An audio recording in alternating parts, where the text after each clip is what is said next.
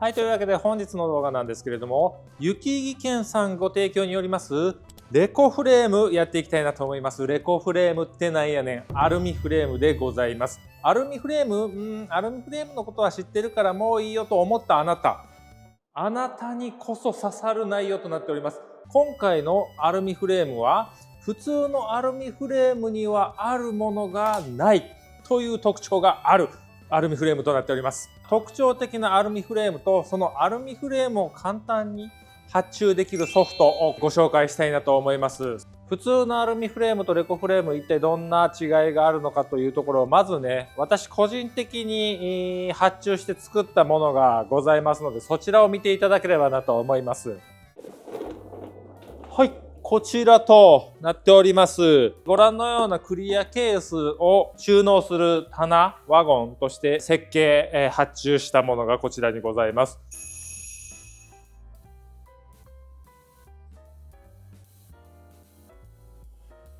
ポストしたんですけれども、アルミフレームユーザーならこの違いに気づけるかなみたいな感じのポストですね。違い分かりますでしょうか？コメントなんかを見ていきますとですね、知らない人たくさんいました。ブラケットないやんみたいなところでございます。アルミフレームにはありがちなコーナーの部分にあるブラケットがない。ポストの方にブラケットないやんすげーみたいなコメントも入っていたと。そしてですね、同時にコーナーブラケットがないって騒いでるやつはブラインドブラケットのこと知らねえのかよみたいなね、コメントも上から目線で入っておりましたが、ブラインドブラケットではございません。はい、煽りコメントに煽っていく、そういうスタイルでいきたいなと思います。ブラインドブラケットではございません。こちらレコフレームオリジナルの T ロックシステムによって、締結されております。ブラインドブラケットっていうのは、要するにこのアルミフレームにある T スロット溝を利用してこのコーナーにブラケットを仕込んで閉めるみたいなやつですよね。芋ネジを使うものとかありますと。そういうものではございません。なんとボルト1本で直行したフレーム2本を固定できることができます。はい、見ていきましょう。種も仕掛けもあるアルミフレームが2本と T ロックと呼ばれるこのやつと、普通ならストレート部分のところがテーパーになったボルトがございますと。これナットではございません。こちらにネジは切られておりません。使っていきたいなと思います。ではですね、この T ロックをここに放り込みまして、仮止めしますと、目ネジはこちらのアルミフレーム側に切られております。はい。で、これをご覧のようにセットしました。そしてこれをこちらからボルトを締めるだけで、はい、固定が完了いたしました。こちらが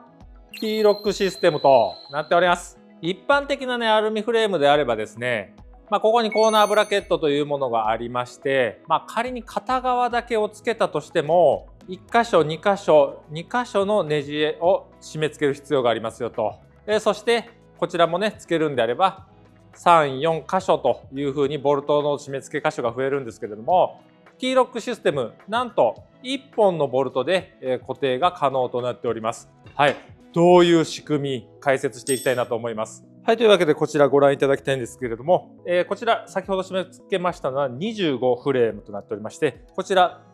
大きいサイズ40フレームとなっております。40、40の40ミリ角のフレームにパネルを取り付けたものとなっております。こちら無料サンプルとしてですね、申し込みすれば、T ロックのシステムを体感できる、そしてパネルをどうやって取り付けるのかっていうのを体感できる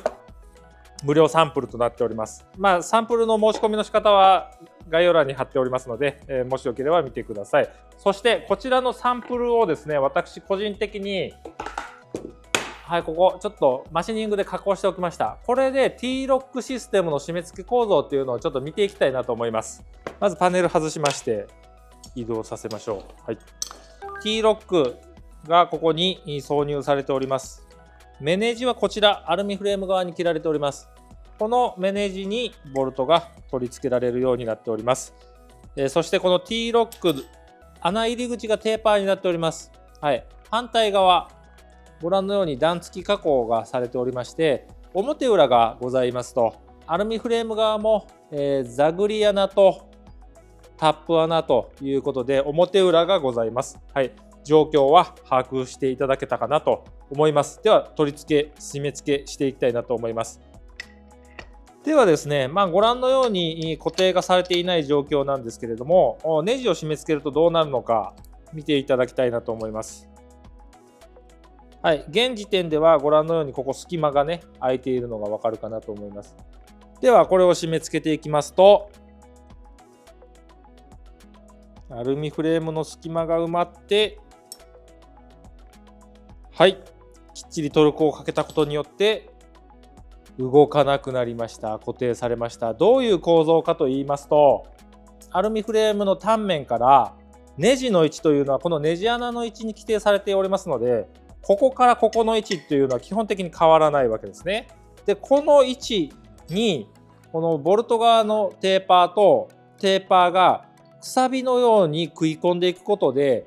アルミフレームごと引き寄せられて締結することができると、そういう構造になっております。というわけでですね、ネジのテーパーがくさびのように食い込むことによって、アルミフレーム同士が引き寄せられて密着して固定することができるシステムとなっております。しかもネジ1本で、こういうブラケットありますよね。コーナーブラケットありますよね。こういうコーナーブラケットを取り付ける際にですね、これで言うと、ブラケットとアルミフレームの隙間、アルミフレームとアルミフレームの隙間っていうのを調整しながら組み付けていく必要があるんですが、高さ調整とかをしながら、ここの隙間調整をしないといけない従来のアルミフレームにありがちなその作業のめんどくささっていうのが、高さ調整に集中することができると、アルミフレームが自動的に密着するということで、普通のアルミフレームを組み立てる際にですね、気をつけているポイント、隙間を密着させないといけないなとか、そういう精度の出す組み立てとか、あるいはネジが2本、4本とかって必要であるっていう工数の多さとかっていうのを、この T ロックシステムはもろもろ解決しちゃってるんですよね。この業界ね、シンプルな構造で問題解決をできるっていうことに対して美しさを感じる傾向はあると思いますが、美しいと私は感じる締結方法となっております。はい。ご覧のように密着するということは、こうやって延長したいよねみたいな。ちょっと既存の部品じゃ届かないからとか、あるいは組み立ての都合で延長でしのぎたいみたいなパターンあるじゃないですか。こちらのテーパーの座面がある2つ穴のブラケット、インナーブラケットとでも言うのでしょうか。こちらを中に入れまして、締め付けますとどうなるのかっていうと、ボルトを差し込むと。今現時点でご覧のように隙間が空いているわけなんですけれども、このボルトを締め付けていくことで、この隙間が密着していくことで、はい、ご覧のように簡単に延長することができます。ボルト2本締めただけ。どうですか？素晴らしいですね。切断されていない1本の方が強いですけどね。はい、ご覧のように延長することも可能ですよと。いや、なかなかいろんな問題を解決した、ほんまにね、システムとしては非常に美しい構造をしていると。こちら25角、両辺が25角のフレームとなっております。こちら25と40、そしてこちらは25と55となっております。断面形状が違うことによってこちらの方が強度が高いよねっていうことに加えて、こちらの T6 が25角断面では1つ、こちら25、40角の長方形断面に関しましては T6 が2つ、大体分かりましたね。25×55 の断面に至りましては1、2、3個の T ロックで固定することができて、合成が高い断面に対して締結合成が高くなる本数を使用することがそれぞれできますよという特徴がございます。エコフレームの特徴を解説いたしましたということで、もうちょっと細かい部材ありますけれども、それは後ほどとしまして、とりあえず今回のテーマをね、組み立てていきたいなと思います。はい、こちら、前の動画でね、紹介しました通りですね。よいしょ。はい、ご覧のような状況となっております。これなんとかしないといけないと思っていたところでございますので、ちょうどいいということで、これのキャスター付きのね、ラック作っていきたいなと思います。はい、こちらのソフト、レコキャドとなっておりまして、今回発注するワゴン、ご覧のように設計しております。こちらを発注するにあたってですね、T ロックであったり、アルミフレームの長さであったり、単面加工であったり、もろもろの部材をね、数を間違えることなく、長さを間違えることなく発注するっていうのはなかなか難しいことかなと思います。集中力がいることかなと思います。こちらを発注するのは、こちらデザインしたものを、こちらファイルからレコリストエディターというものを押しまして、こちら進めますと、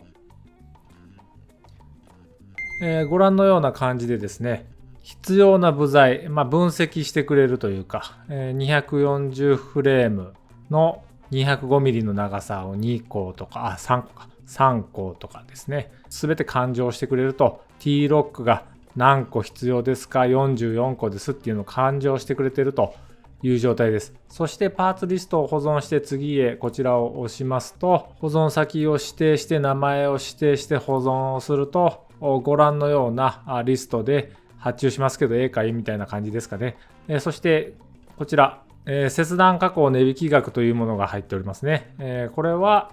レコキャドで作成したものを発注するときの値引きとなっております。そして注文、見積もりに進むウェブへというところを押しますと、発注する段取りに移れるという風になっております。設計したものを間違いなく発注することが可能なシステムなんですが、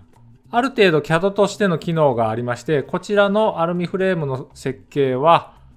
私がこちらのレコ CAD を用いて作りました。はい。CAD と言ってもですね、自由自在にいろんな形状を作れるのかっていうのではなくてですね、レコフレームを間違いなく発注するための CAD システムというふうに認識していいんじゃないのかなと思います。もうこちら完成してはいるんですけれども、例えばこのフレームを選びまして、25角のどれかしらのフレーム断面を選びますみたいな感じですね。この長方形のやつを選んでみましょうか。ここにセットするのか、あるいはここにセットするのか、はい。あるいは、こうセットするのかっていう風なことをできるわけですね。一旦ここにセットすると、センタリングしますかみたいなね。はい。これでセンター、ここからここのセンターにセンタリングできますよみたいな位置決めをすることができたり、例えばね、一回位置決めしたこちらを移動させたいみたいな、基準の三角形が出た状態で、ムーブを押すと。で、このムーブのコマンドを使って、基準の位置まで移動させるとか、いった具合に編集が可能ですと。例えばね、パネル足って書いたやつですね。例えばこれを選んで、どれにしようかな。何でもいいんですけど、こういう部材がいろいろありますよと。アルミ複合板 3mm いってみますか。はい。ご覧のように、アルミの複合板を設置することができたりとか、他にも何かあるかな。取っ手とか、取っ手つけてみましょうか。取っ手をここにつけてみるとか、ここにつけてみるとか、はい。こういったことが可能なレコ CAD というものを使って発注をすれば、間違いのない数量、長さ、もろもろで簡単に発注することができます。はい、というわけでね、ソフトで作成したものをそのまま発注しまして、ご覧のような形で、届きましたという感じでございます。開封していきます。なるほどね。ご覧のようにですね、非常にコンパクトですよね。全部バラバラだから。今から作ろうとしているもの自体はさっきのキャビネットを載せるのでそこそこ大きなものになるんですけれども、こんな感じで梱包自体、配送部材としてはコンパクトに収まって送られてくるという感じでございます。そして、こんな感じで梱包されていると。ご覧のような感じでですね、ちょっと段ボールの梱包によってですね、一旦ここが潰れるような感じで内容物を守っているという感じの梱包ですね。かつ段ボールですのでリサイクル率も高いんじゃないのかな。私この梱包結構好きだなと思いました。はい。キャスターだ。キャスターですね。レベリングキャスター。はい。その他の部材は組み立てながらちょっとやっていきましょうか。こんな感じでラベルに型番、長さを主に見ると思いますが、長さ書いて分かるように書いてありますので、こちらを見ながら必要な部材をチョイスしていくと。組み立てる部材を一旦配置しまして、こんな感じですね。T ロックを配置していくと。でこのね、向きありますんでね、向きが。ここら辺気をつけながら組んでいくと。この上に7号の柱4本を立てますので、ロックをこっちに2本、こっちに2本分入れておくと。今回ね、ご覧のようなエンドキャップをこちらの単面に入れて、このエンドキャップの単面とここがつらい位置になるようなデザイン、設計にしておりますので、そこら辺微調整していく感じかな。でいきましょう。これ入れて、これで拡張させて固定するって感じかな。これで単面を合わせるか。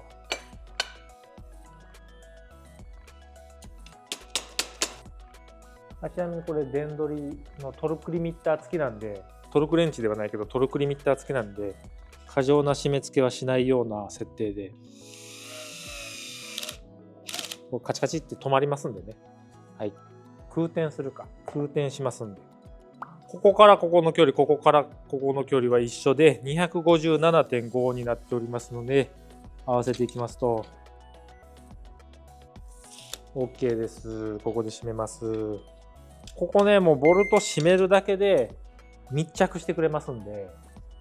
組み立てが非常に簡単ですよね。反対側。はい、じゃあ、両端合わせましたら、締めていくと。締めていくと。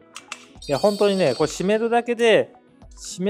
直行したパイプが密着していってくれますので、簡単ですね。組み立てがね。相当イージーでございます。何事も作業テーブルがあるっていうのはありがたいね。非常にありがたい。次、同じように固定するんですが、こういう固定するんじゃなくて、ちょっとずらして固定するというふうに決めておりますので。で、こういう固定をする際に、パイプの向き、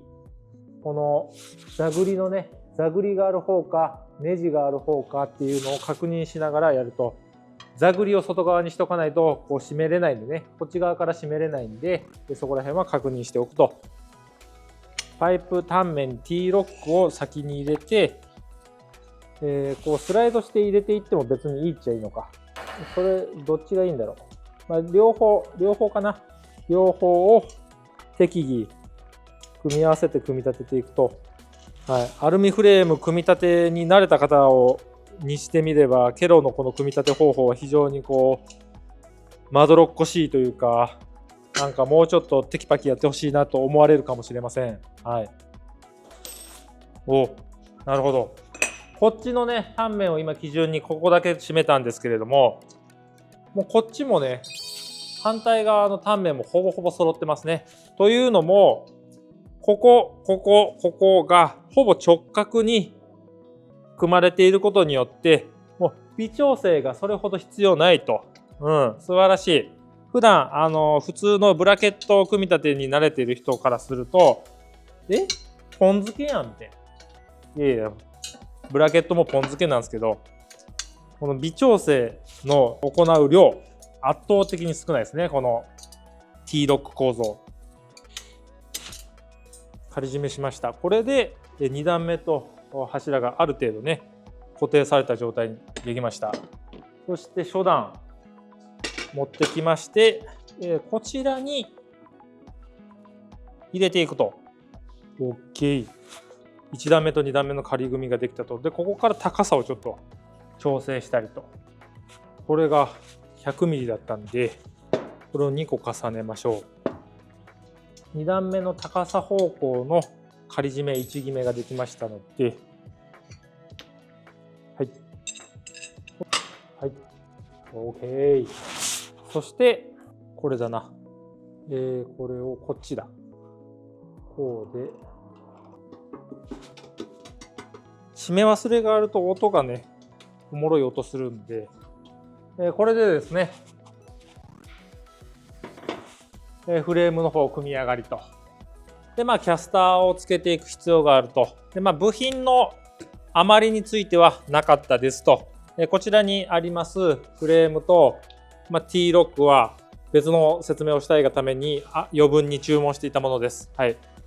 ボルト、T ロック両方ともね、足らずも余分もなかったと、ぴったりで送られてきておりました。このプラスチック部品ですね。これ入れとくと。プラスチック部品入ってますと。ここに後入れナット入れとくと。はい。これを合体させる。これで位置決めできるナットが挿入できると。高さを合わせます。高さを合わせます。下ろします。よいしょ。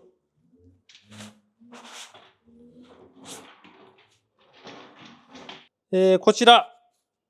部材費だいたい25,000円前後だったと思われます。確か。そんなにどうですか、高くないような気がするんですけれども、じゃあ、こちらのツールキャビネットを載せていきたいなと思います。どうしようかな。引き出し抜けよっていう声が聞こえる。内なる声と視聴者の声と両方聞こえるな。まず幅がこれ間違ってないかも確認。問題ないなと。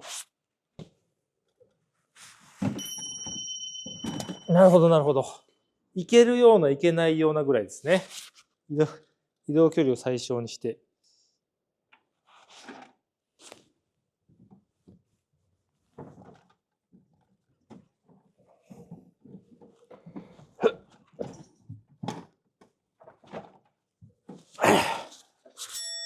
無理やわ。世界はめんどくさがりには厳しくできている。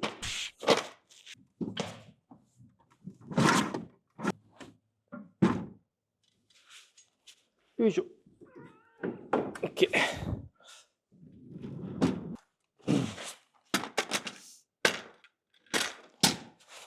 はい。出来上がりです。こちら、非常にいい感じにできましたね。合成感も特に問題ないように思います。そしてこちらの1段目にはですね、私がよく使っているこちらの規格のクリアボックスが、放り込めると。はい。放り込めると。このクリアケースは、とりあえず発注した工具が来た時に放り込んでおくようだったりとか、まだこっちにセッティングしていない棚のところに入れる前に、とりあえず一時置きで置いたりとかしたりしたいなと思います。ワゴンは自立しているのに、こいつが何かしら、例えばこう、押し引きしている時に落ちたりとかする可能性があるんで、ストッパーなんかをね、この T 溝を使ってこうね、こうステーなんかをつけて、後ほど落ちにくいような施策を施したいなと思います。どうですか、これ。いや、非常に、まず高さがちょうど良くなりました。一番高いところでここ、一番低いところでここなんで、前までだとね、一番低いところここら辺にあったんで、結構しゃがまないといけなかったんですね。なんですけれども、高さ、私が見下ろせるぐらいの位置、一番最上段でありながら、ある程度高さを高くすることによって、鏡量を減らせるっていうね。疲れたな。最初からこれを抜いときゃいいのに、余計なトライをするから疲れる。で、なおかつこれキャスターでありながらレベリングができるレベリングキャスターとなっておりますので、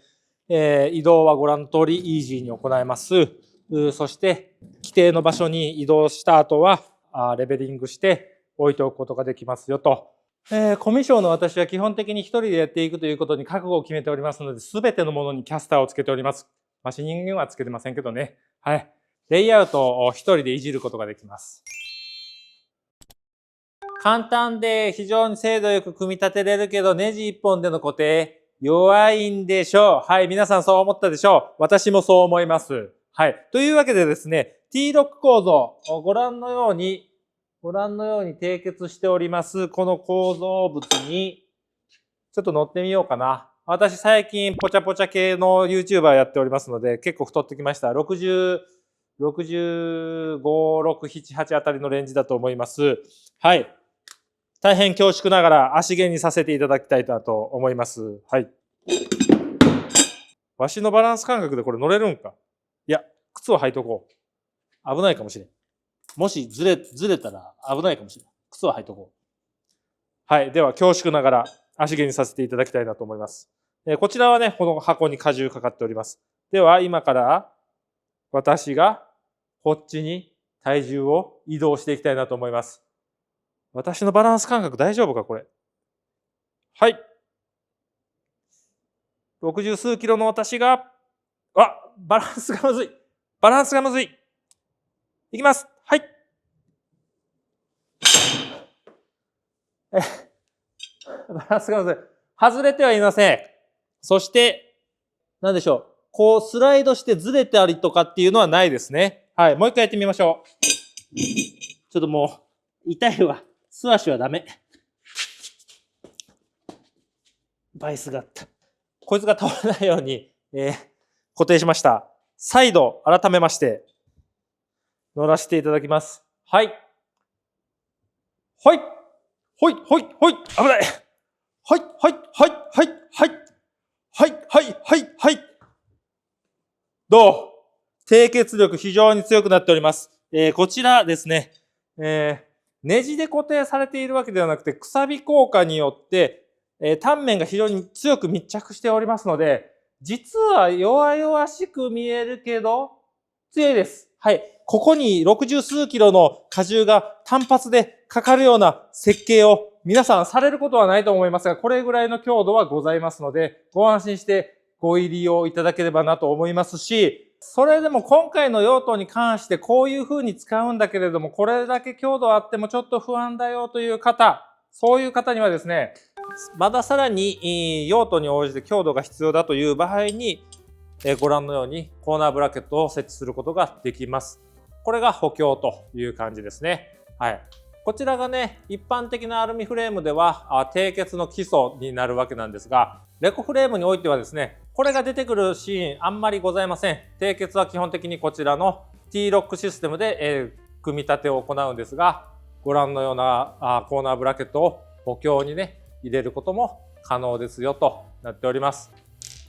直行する組み方だけでは合成がちょっと出しづらいタイミングに、こう斜めにねこう入れて補強したいなみたいなものも45度であればレコフレーム対応しておりますので、そちらもね紹介していきたいなと思います。ご覧のような断面のアルミフレームを非常に短く切ったものかつ穴加工がされたものがあります。こちらをアルミフレームの単面に取り付けることによってですね、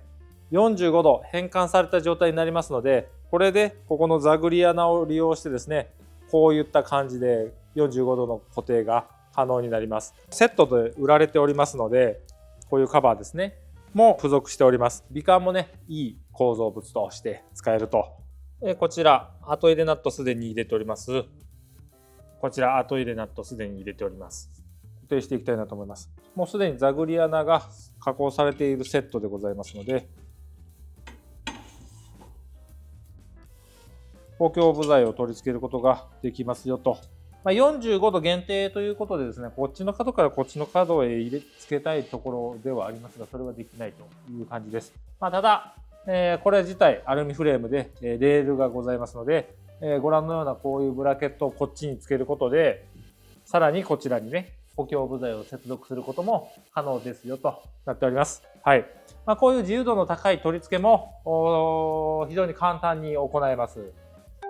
はい、いくつか T ロックシステムの締結方法を紹介しておきたいなと思います。こちら T ロックのこちらの底面がひし形形状となっておりまして、後入れ T ロックシステム忘れたよとか、あるいは後から組まざるを得ないものっていうものをこの後入れ T ロックシステムを用いて固定することができます。40角断面と25角断面のアルミフレームがございます。同時にね使用することができて、こちらの T ロックはですね、25mm の方にご覧のように差し込むことはできるんだけれども、25mm の方には通すことができないスロット形状となっておりまして、じゃあどうなんねんということで 45mm の方にご覧のように固定することができます。はい、ご覧のように固定することができます。つまり 45mm と 25mm を接続することが可能ですよと。25mm の方にさっきのやつつけました。ご覧のように固定することができます。そしてこちらクランプがございますと、こちらのクランプはですね、ご覧のように重ね合わせ並列で組み立てることが可能なクランプとなっております。そしてこちらのクランプはですね、後入れナットここに入っております。そしてご覧のように重ね合わせの交差固定が可能なクランプとなっております。ある程度角度は自由にいけるのかなと思いますね。加えてですね、こういう穴加工が必要だっていうことは、例えば余ったアルミフレームを自分で加工できないじゃないかと思われるかもしれないんですけれども、後加工用のジグも、販売されております。穴加工する際にはですね、この出っ張った厚みが分厚い方に対して穴加工をするんですけれども、今回簡易的に説明させていただきますけれども、ご覧のようにジグに1決めピンがございますので、こちらを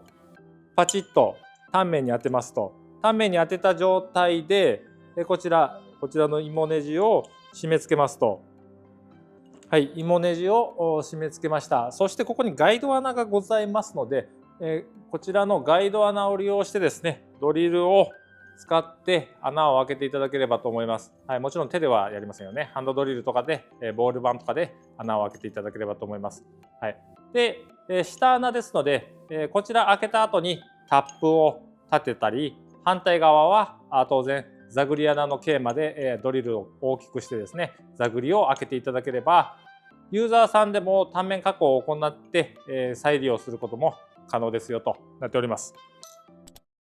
はい、というわけでレコフレームの非常にいいところを紹介してきましたけれども、どんないいシステムもですね、完璧っていうことはないというわけで、レコフレームの弱点もありますよということで少し紹介したいなと思います。ご覧のような構造、ここ固定がパイプ両端の T ロックだけで固定されております。こういう状態で固定されております。こういうね、両端の T ロックだけで組み立てていて、他サイドからの固定がない場合にですね、力を加えると、見えますかね、ここら辺見ると分かりやすいかもしれない。少し回転してしまうと、もちろん360度回るわけじゃないんですけれども、微妙に動いてしまうという特徴がございます。でこういう構造の場合ね、単純に上からの荷重を受け止めるための柱として使っているので、少し動いたところで何の問題もないんですが、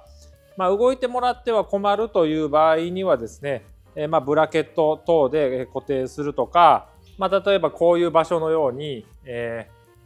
このアルミフレームに対して直行した固定を加えておくことで、回転はしなくなると。あるいは最初から設計の段階で両端で固定するのではなく、こちらは単面で固定するけれども、こちらは側面を使って固定する。こういう方法で固定すれば回転しないと。はい。そしてですね、仮にですね、ここにフレームを配置するのを忘れていたという場合にですね、T ロックシステムの場合、後入れ T ロックというものがありましたが、T ロック自体後入れすることができても、ここからフレームを後入れするのは無理ですよね。こっちの T ロックどうやって入れんねんみたいなことになりますので、こういったシチュエーションでフレームを入れ忘れていた場合、こういった場合は、T ロックちょっとどうやって固定するかなっていう感じになります。T ロックでの固定を諦めて、ブラケットを入れるか、少し組み立てれるように分解をするかといった必要が出てくると。はい、というわけでいかがだったでしょうか。レコフレーム、非常に優位性の高いアルミフレームとなっております。その優位性の高いアルミフレームに対して、レコ CAD というソフトウェアを使うことで、非常に簡単にアルミフレームの筐体をデザインすることが、設計することができますし、発注の際もですね、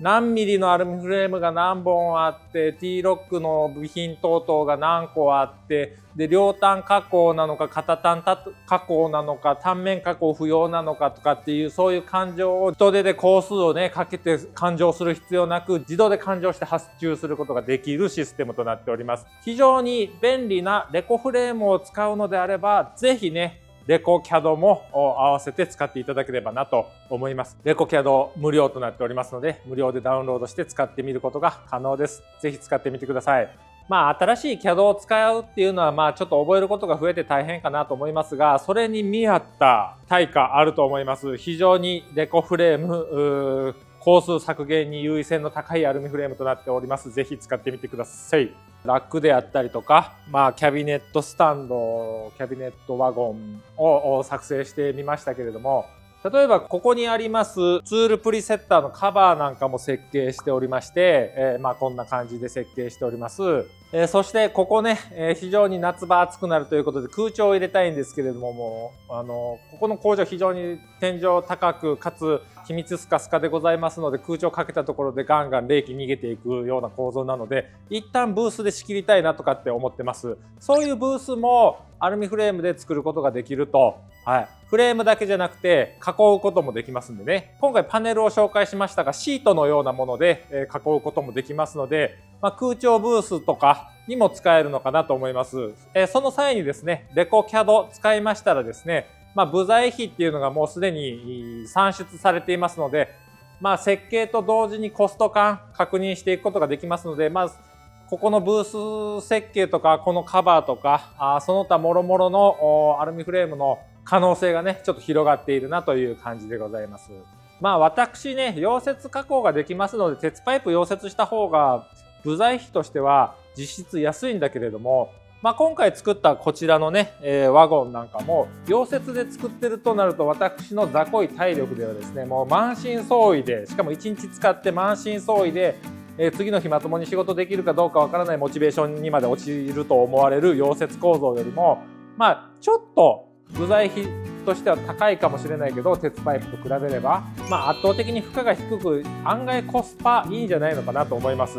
そしてですね、アルミフレームでさっきブースって言いましたけれども、ブースクラスになってくると、部材費が安くなっても、鉄フレームを溶接で組むと圧倒的に工賃上がりますので、